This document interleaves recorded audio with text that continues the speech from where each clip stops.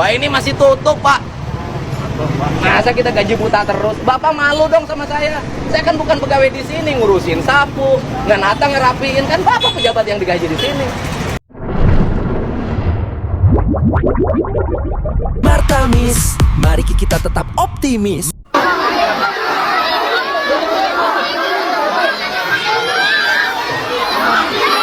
Masya Allah, gimana itu? Ya ini mau udah ada yang keinjek, pasti udah ada yang ketendang, udah ada yang, oh iya iyalah ini.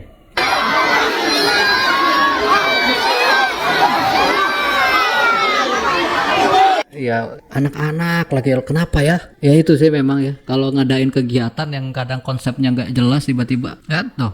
Betapa banyaknya anak-anak yang berkerumun di situ gitu loh, diinjak-injak. Ini 3 orang ya, gini kan kadang-kadang orang udah nggak peduli lagi gitu loh, apa yang diinjek, apa yang dipegang, apa yang di ini gitu, udah kayak itulah bahayanya kegiatan yang kurang ini gitu loh ya, bahaya gitu.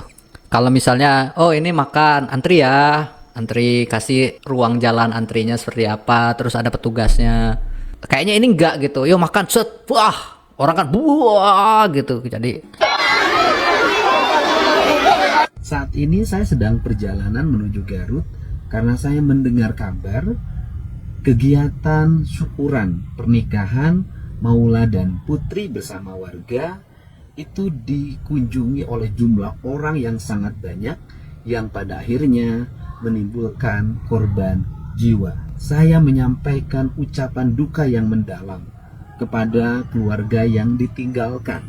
Semoga diterima iman Islamnya, diampuni segala dosanya, dan ditempatkan di sisi Allah Subhanahu wa Ta'ala. Untuk keluarga yang ditinggalkan, semoga diberikan ketabahan dan terhadap nasib dari keluarga yang ditinggalkan, baik itu suami, anak, maupun istri maupun anak-anak.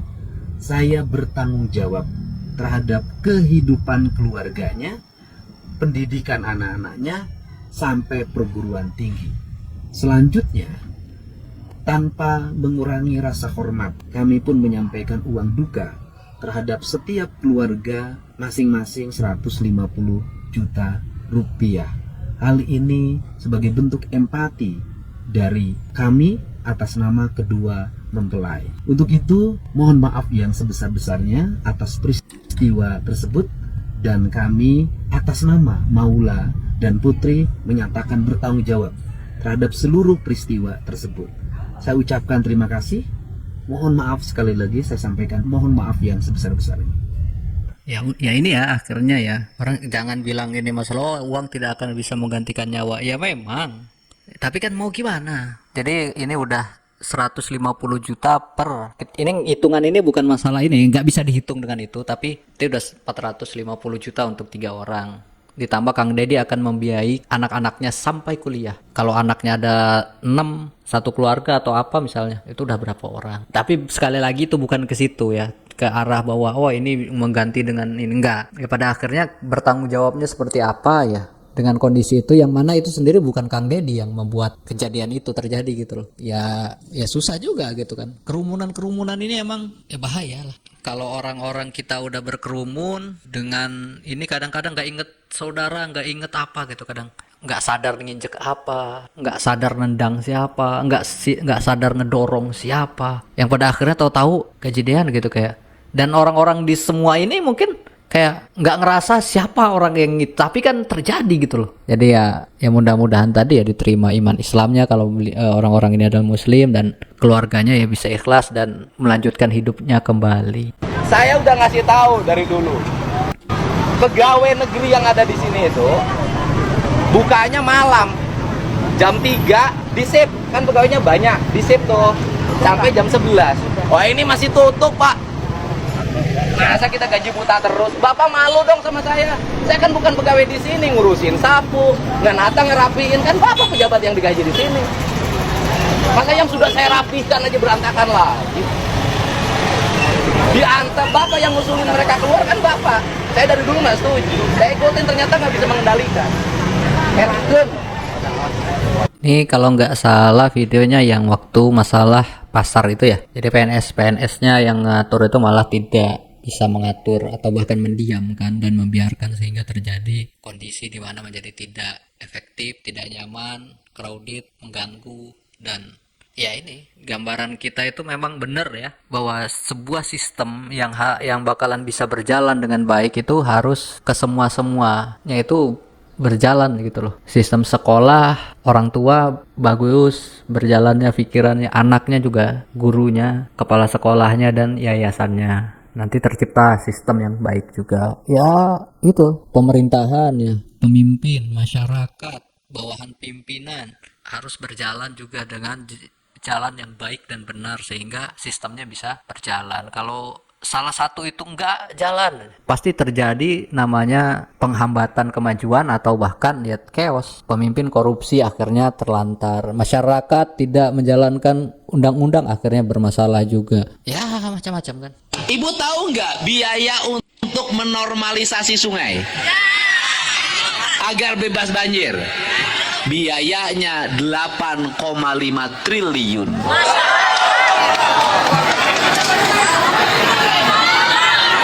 Duitnya juga kita belum nemu, baru sedikit-sedikit. Artinya perilaku buruk yang terjadi beberapa puluh tahun yang lalu, di mana bantaran sungai banyak yang disertifikatkan, dibiarkan dibikin bangunan, telah memberikan kerugian negara yang sangat besar. Bener nggak? Ya ini ya 8,5 triliun untuk menormalisasi seluruh sungai di Jawa Barat ya. Ya itu banyak banget ya. Dan ya betul, lahan yang disertifikatkan dari banyak sungai udah berapa. Belum lagi ya sampah yang menumpuk, jembatan yang ambruk. Ya banyak banget gitu. Ya makanya ya nggak bisa sekaligus, kita harus perlahan-perlahan gitu loh. Belum lagi urusan yang lain, masalah pengangguran, masalah pendidikan, masalah sosial, ekonomi lah, banyaknya itu. Gimana nggak pusing gitu kalau misalnya tidak ada kerjasama dari semua pihak yang ada di dalam suatu wilayah tersebut.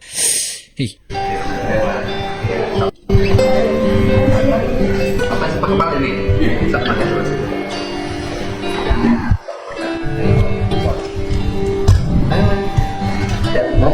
Ya ini kasus Garut ya. Ya ini juga di Garut nih kejadiannya adalah menghilangkan nyawa diri sendiri. Nggak ada sebabnya kenapa itu terjadi. Yang katanya itu pembulian.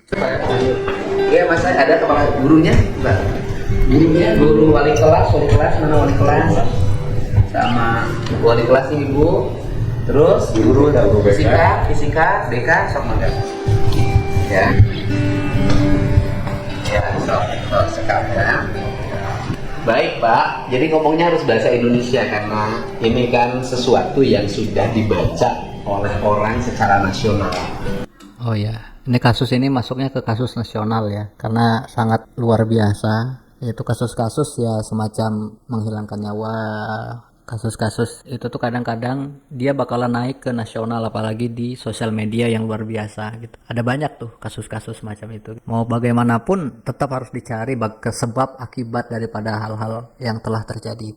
Jadi kan saya tadi sudah bertemu Pak Kepala, Ibu ya, dengan keluarga. Kenapa Gubernur bertemu saya selalu setiap hal cepat merespon, tidak pernah nunggu laporan dari bawah, meskipun harusnya hal seperti ini tuh dilaporkan oleh sekolah, UPTD, kemudian oleh Disdik.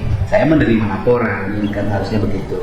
Tetapi ini kan saya tahunya dari media sosial, bukan dari laporan pejabat struktural. Jadi kan kita sudah tahu ada siswa yang meninggal karena dua hal. Pertama, merasa frustasi mungkin ya, kita nggak tahu kan, karena saya belum buka HP-nya. Maksudnya saya ingin berproses melalui kepolisian itu biar polisi bisa buka HP gitu, bisa buka laptop, sehingga kalau buka HP nanti dia bisa tahu apa isi HP-nya. Kalau isi HP-nya tahu, nanti dia bisa tahu problem utamanya apa. Nah kalau hanya pengakuan dari kita, nggak ada bukti forensik, sebenarnya agak susah gitu loh. Jadi misalnya, betulkah meninggal karena frustasi, karena merasa tertekan? Betulkah meninggal karena merasa kemudian tidak naik kelas? Gitu kan?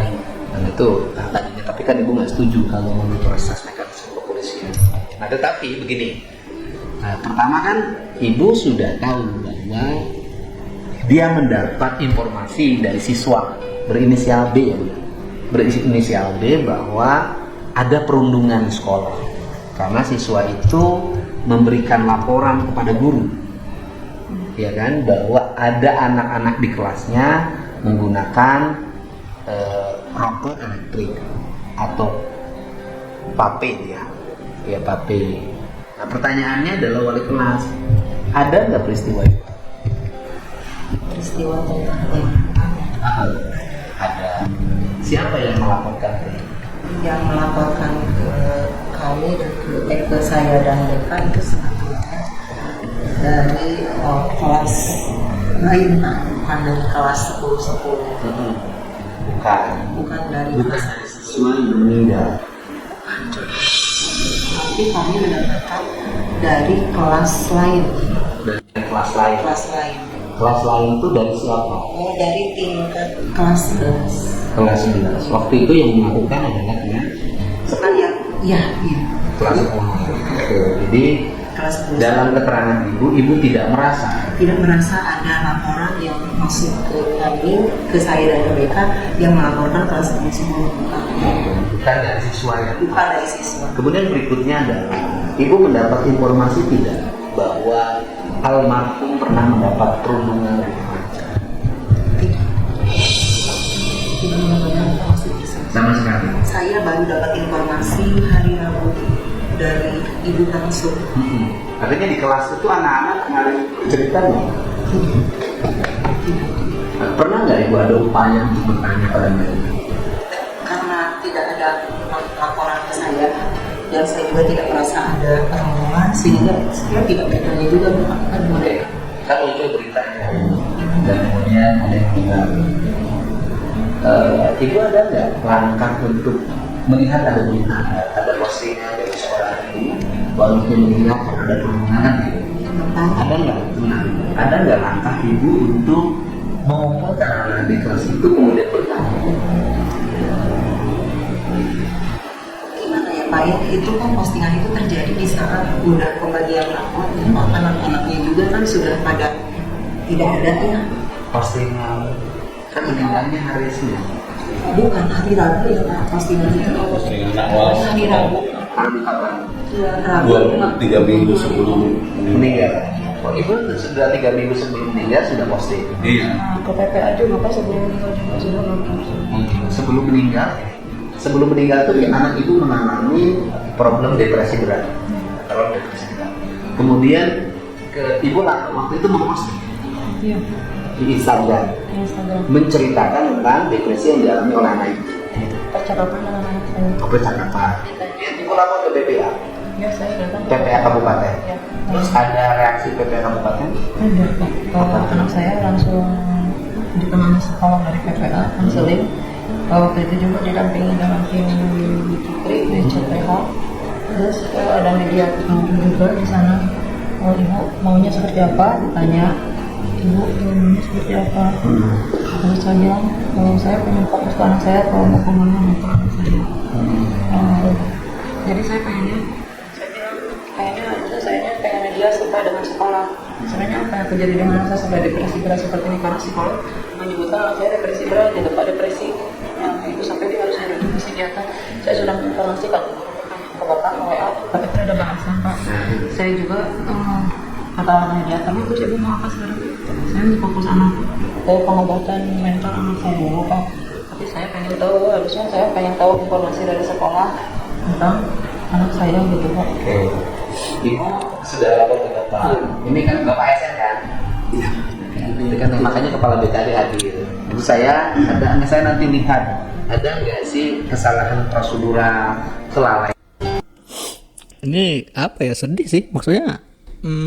Ya hal ini tuh udah diusahain gitu sama ibunya, sama orang tuanya gitu, kayak dibawakan ke psikiater. Tapi kok sekolahnya nggak cepet gitu untuk, oh ini ada kondisi seperti ini loh. Kayak misalnya dibawa ke psikiater terus, tapi masalah utamanya ternyata di sekolah gitu loh. Yang mana seharusnya selesai yang di sekolah itu kan, lalu pengobatan gitu. Tapi ini enggak gitu. Kalau dari cerita ini ya, bahkan tidak ditanggapi gitu loh. Dan ada ngomong-ngomong bahwa kayak itu kan anak-anak udah pada liburan dan lain-lain. Maksudnya iya kan, ya sesuatu yang urgent ya, walaupun libur ya mau bahasa saya profesional, ini bukan jadwal saya mengajar, bukan jadwal ya kan, apa ya, masalah kemanusiaan itu nggak harus ada waktu di itunya lah. Ini kan bukan soal profesional untuk ngajar gini gitu ya. Dan ya kan orang tuanya itu udah ngusahain gitu nyampe ke psikiater, ditanya apa, bahkan udah diagnosa bahwa depresi berat. Artinya kan masalahnya itu pengen ditanganin gitu sama orang tuanya gitu loh. Tapi kenapa sekolahnya malah tidak mau,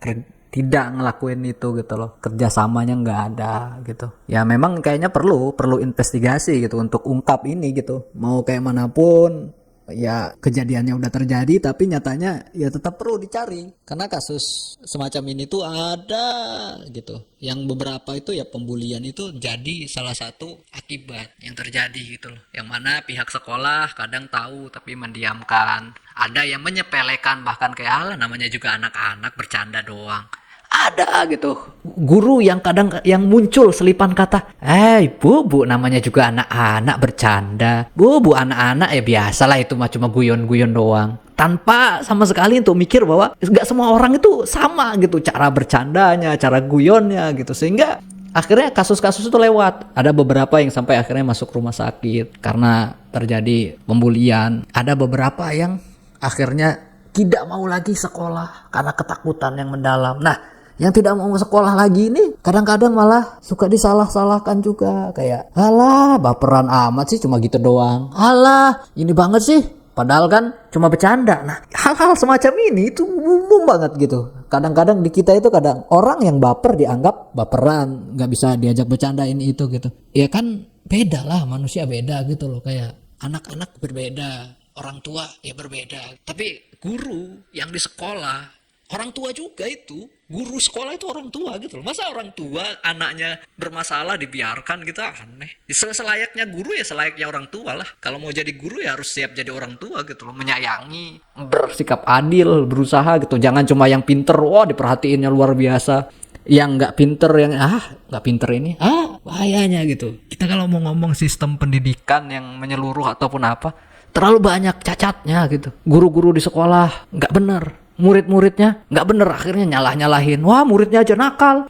Gurunya itu, muridnya ngomong lagi, gurunya juga nggak pernah masuk, gurunya juga nggak peduli, apa gitu. Yang akhirnya banyak hal-hal yang udah kejadian itu baru kayak sayang banget ya, seharusnya Nah maka dari kasus ini ya harapannya ya sekolah-sekolah, guru-guru, anak-anak semua itu, pembulian itu emang mengerikan gitu. Sesuatu yang kayak orang suka mengambilnya sebagai topeng, cuma bercanda, baperan. Kadang-kadang gitu loh. Bahkan ada orang yang bahkan mendukung kadang-kadang di komentar dari kasus-kasus itu. Alah, baperan amat sih kayak gitu.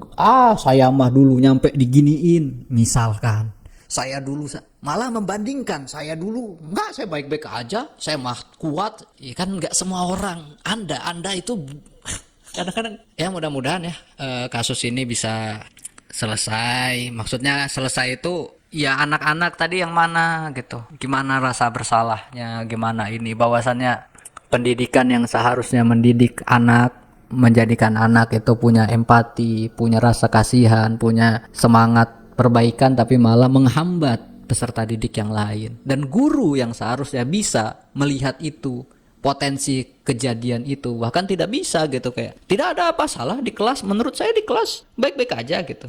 Yang artinya kan kayak ya guru itu hanya datang, masih materi, keluar gitu. Seharusnya kan seperti ini tuh kadang terlepas dari dia guru BK atau bukan, atau wali kelas, apalagi wali kelas gitu. Wali kelas ngelihat satu kondisi, datang ke muridnya tanya, kok kamu akhir-akhir ini kelihatan murung, kok kamu seperti ini, ada apa? Kadang-kadang murid itu pengen cerita gitu. Karena saya pernah juga menemui gitu murid yang akhirnya bercerita, keluarga saya bertengkar, mereka ini itu, akhirnya kita tahu gitu, ada masalah keluarga yang mana itu mengakibatkan ini. Terus ada juga yang ini saya dipukul sama teman saya yang itu, tapi dia bilang bercanda, tapi saya nggak, malah jadi nggak ditemenin. Ada macam-macamnya gitu loh. Yang mana kalau misalnya memang guru itu punya pemerhati, bener-bener bukan sekedar kamu datang dapat gaji atau apa, ya kelihat gitu loh. Wajah-wajah cemas anak, wajah takut, wajah semangat, itu kelihat gitu kayak dari jawabannya, dari kata-katanya. Ini bahkan ada di postingan di Instagram yang diketahui oleh orang di luar sekolah dulu gitu loh. Berarti kan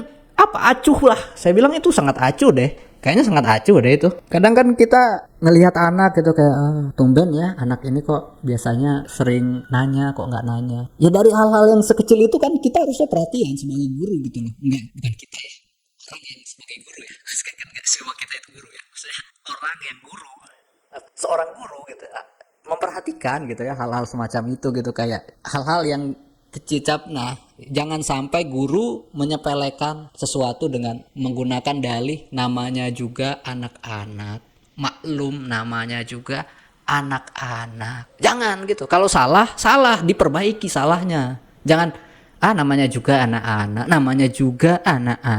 Nanti kalau udah besar nggak seperti itu. Ya kalau dia sampai besar gitu, kalau akhirnya ternyata nggak sampai besar, gimana ngebayangin patah hatinya kita bahwa kita tahu ada permasalahan, tapi permasalahan itu seharusnya bisa kita cegah, bisa selesaikan, tapi enggak gitu loh. Jangan bilang namanya juga takdir. Jangan bilang lemah. Jangan, nggak ada. Kita berusaha gitu loh. Ada ya kayak kasus bullying itu kalau bisa memang harus cepat ditanggapi, harus cepat diselesaikan karena rembetannya luas gitu. Bisa sampai akhirnya ada nanti anak yang dibully menjadi tiba-tiba berani dan akhirnya malah lebih melakukan sesuatu yang lebih parah daripada yang ngebulinya, yaitu misalnya tadi melakukan tindakan penghilangan nyawa atau yaitu depresi, akhirnya menghilangkan nyawa sendiri gitu. Ya betul ya, guru kok acuh tak acuh, murid gak masuk sekolah lama gak dicari. Ya betul, guru acuh tak acuh gitu. Dan ya itulah ya, makanya saya tuh selalu bilang bahwa seseorang yang kuliah, mau dia PGSD, mau pengen jadi guru, ya harus, bahwa kamu harus paham bahwa guru di Indonesia, kalau kamu mau cari duit, gak ada, susah. Mau kamu nanti harus PNS, harus melalui P3K dan itu. Artinya kemuliaan hati bahwa kamu akan menerima itu, bahwa kamu itu bukan sekedar kamu datang terima gaji pulang, ngajar anak, sudah dikasih nilai, bagi rapor, selesai gitu. Enggak, guru itu enggak gitu. Jadi kayak kalau mau jadi guru ya kamu bakalan capek luar biasa, dan di negara kita memang belum maksimal dalam memberikan fasilitas atau gaji yang memadai untuk guru. Nah, kamu tahu itu dan kamu yang kuliah ngambil jurusan itu, artinya ya kamu harus tahu bahwa itu akan menjadi konsekuensi yang kamu terima, dan kamu jangan main-main gitu loh. Jangan karena gajinya kecil akhirnya sepele. Akhirnya cuma ngambilin study tour semangat, jualan LKS semangat, jualan baju seragam semangat. Karena apa? Karena ngejar uang, bukan ngejar bahwa pengabdian diri dan cita-cita mencerdaskan kehidupan bangsa gitu. Enggak. Jadi guru ya harus gitu. Enggak setengah. Yang ini saya perhatiin karena dia nurut pinter, yang ini enggak karena dia nakal. Ya jangan, enggak. Saya malah jadi ribut ngomongin guru ya. Tapi ya memang